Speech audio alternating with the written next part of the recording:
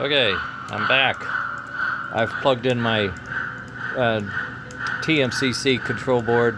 That's the Trainmaster base unit. This is the remote control, and this is the whistle on this engine.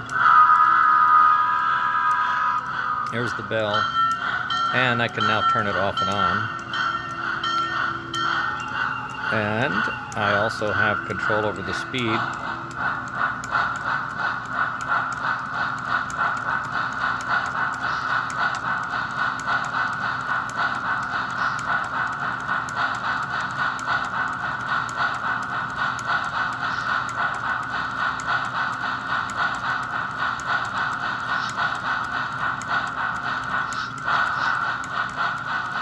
Now we're getting some chuff, some smoke.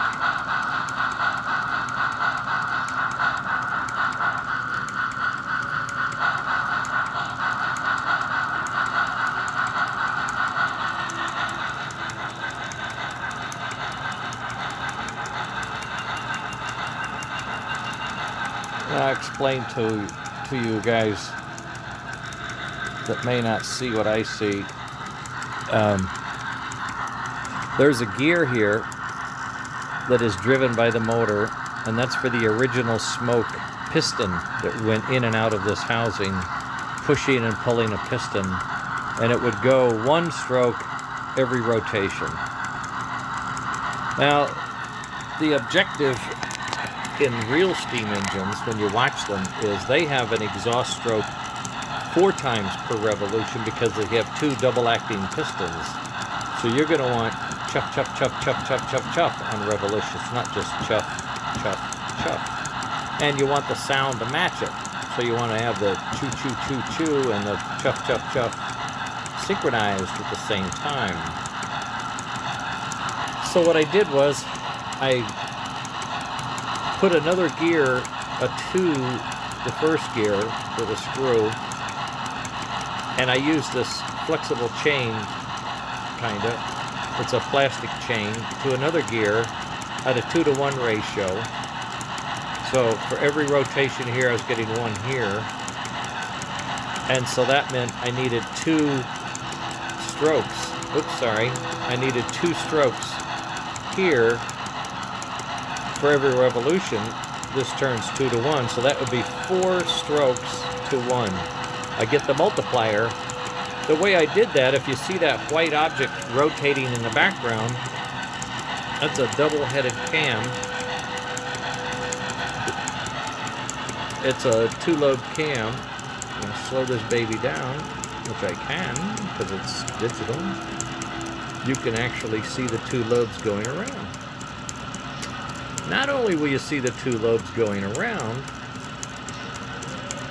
you might notice on the opposite side, over on this side, over here, there is a magnet on each lobe.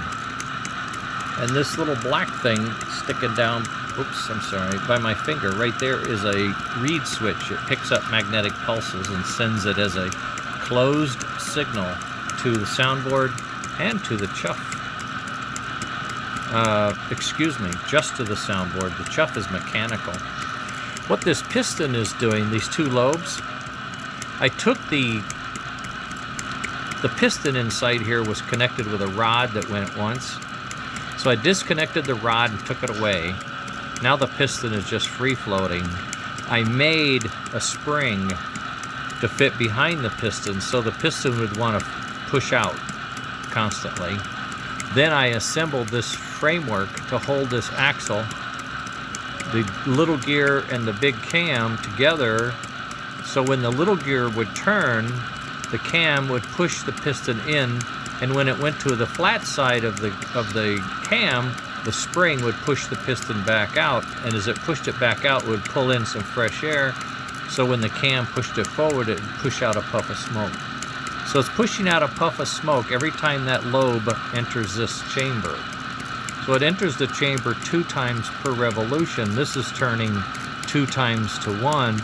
This is turning 1 to 1. So now I'm getting 2 times 2 is 4 chuffs per revolution. So I'm getting 1, 2, 3, 4. 1, 2, 3, 4. 1, 2, 3, 4. That's mechanical puff. The sound coming from the magnet, since the magnet is on a lobe, the magnet goes past the reed switch 2 times, actually 4 times per 1 revolution of the wheel. So when I crank this up and we get the sound card going,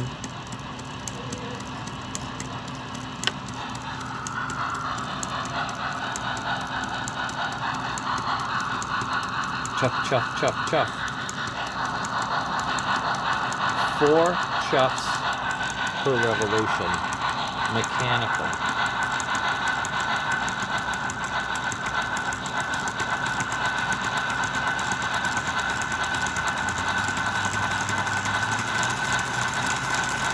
And this has been running for over 2 years. Just like this. Hit the brakes! It's a high-end soundboard.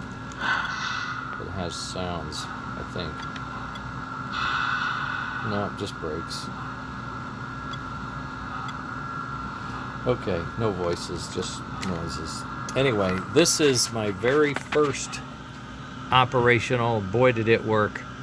Actually, it's my second. My first was I actually put a gear and a gear reduction, so this gear turned